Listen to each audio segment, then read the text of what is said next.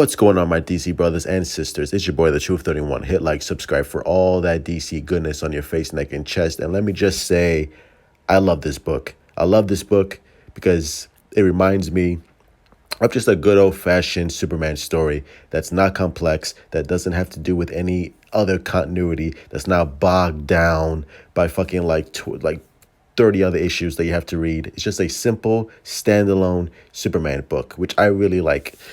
Of course, Superman's Secret Origins, if you don't know, basically it's just every Superman story that you've seen or read or watched in movies, animation, comics, whatever. There's nothing new to the story. It's just a simple story about young Clark Kent growing up and becoming, the Man of Steel that we all know and love. Again, that's essentially it. There's nothing groundbreaking about this book. There's John's fuck him. It doesn't add any new mythos to the story. He doesn't do anything new. It's just a simple love story. Love story. Well, it is a fucking love story for me with this book, but it's a simple love letter and tribute and nod to Christopher Reeve, the late great Christopher Reeve.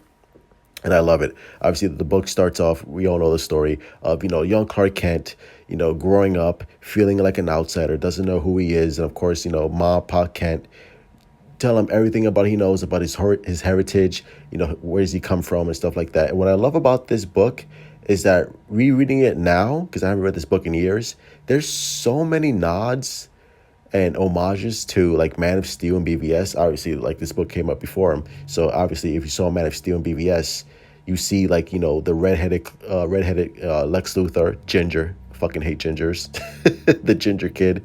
Obviously, with Jesse Eisenberg, you saw that in BVS. There's a scene where Clark Kent, obviously finds out his heritage and where he comes from, and he runs out to the cornfield, and Jonathan Kent goes after him, and Clark Kent like feeling isolated, alone, and confused. He's like, I just want to be your son. And Jonathan Kent holds him. He's like, look, I am, you are my son. Like, obviously a nod to Kevin Costner in Man of Steel when he says, can I just keep pretending that I'm your son? And Kevin Costner says, I am your son. Fucking heartbreaking moment there. Heartbreaking moment. I got a little teary-eyed reading this, because like reading this, it just like I just had like Man of Steel and BVS flashbacks. Like, oh, this happened in Man of Steel. Oh, this was in Man of Steel. Oh, this was at BVS. Again, there's so many callbacks in this book, especially now, with the whole theme of xenophobia and whether or not Clark Kent belongs here, and he feels isolated, feels like an outcast. Again, what Johns does is like he hits like similar themes that we've seen again in countless movies, especially now if you've seen Man of Steel and BVS. We see like the military is against Clark Kent because they don't know him, and they fear him, and they see him as a threat. Same thing happens here, where Clark Kent, Superman, finally reveals himself to the world. The government general Sam Lane, he's like, who is this guy? Like, who is this kid? Like kid. Well, who is this man? This Superman? We can't trust him. Like, we don't know who he is. We gotta like fucking get our military together and try to stop this dude. Same thing with the two villains here, Parasite and John Corbin, who becomes Metallo, but not Metallo. If you've seen the Superman animated series, he doesn't become like Metallo through like surgery or some shit. He wears an exoskeleton that Lex Luthor built. So, obviously, by the end of this book, they have a big fight. Of course, Superman wins. Spoiler alert, Superman wins. And Parasite shows up here for a quick minute, and Superman kicks his ass. And again, like Parasite here and Metallo, nothing new. Just like your typical, two-dimensional villains. They barely get any backstory. They barely get any depth to their characters. So they're just there to serve the story and to serve as villains, as your typical as your typical B minus villains to serve the story for Clark Kent, so he could like fucking whip their ass and the story can continue. But the real story, I feel like what Johns does is really accentuate the story of feeling isolated, feeling like an outcast, and of course hitting the xenophobia of like we should fear this man, like we don't know this man, like why is he here? And of course with the themes of Lex Luthor, who like obviously gets instantly becomes wary and jealous, and feels this like superiority complex with Superman arrives. He's like, you think I'm gonna bow down to you? Like you're a fucking alien. Like I'm Lex Luthor. Of course, it is again.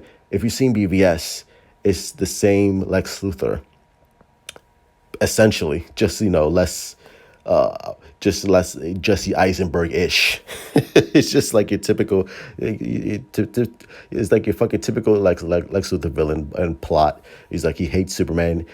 Almost feels like feels emasculated when Superman shows up, because obviously Lex Luthor sees himself as like the tycoon billionaire who owns Metropolis. Again, same story, same beats, same similar themes of Man of Steel and BVS, with the military against them, Lex Luthor against them, and of course, there's a fun little banter with Lois Lane and Jimmy Olsen. But Lois Lane, Jimmy Olsen, like they're there, but they're not really fully developed. They're just there again just to serve the Superman story. They don't have any really complex, characterizations to them at all. They're just there to serve Superman, and the story just really focuses on Superman and his journey here on Earth, and try to find his place on Earth and stuff like that. So again, nothing new, nothing groundbreaking, except it's just a love letter to Christopher Reeve, and it's a fun, simple story for new comic book readers who love the character of Superman and want to get introduced to the character. That's basically what this whole book really serves. Like, this book is really for newbies and for people who love the character of Superman and just want to get introduced to them. And the art by Gary Frank is absolutely fantastic, and it's great to see Gary Frank do a loving tribute to Christopher Reeve. So that's awesome to see. Anyway, those are my thoughts. Smash that fucking like button, my beautiful DC brothers and sisters. Subscribe, hit me up on Twitter and Instagram. Let's continue having a DC conversation as always. So if you're a Superman fan, I would recommend it. Buy it. It's a fun read. Nothing complex. It's just a great tribute to Christopher Reeve. So, truth out.